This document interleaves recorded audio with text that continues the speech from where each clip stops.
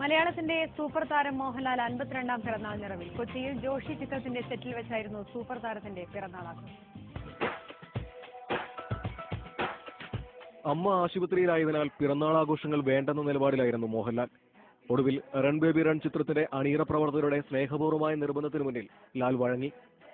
തീർത്തും ലളിതമായ രീതിയിലായിരുന്നു പിറന്നാൾ ആഘോഷങ്ങൾ. സംവിധായകൻ ജോഷിയുടെയും നിർമ്മാതാവ് മിലൻ ജലീലിന്റെയും മറ്റ് അണിയറ പ്രവർത്തകരുടെയും സാന്നിധ്യത്തിൽ മോഹൻലാൽ കേക്ക് മുറിച്ചു.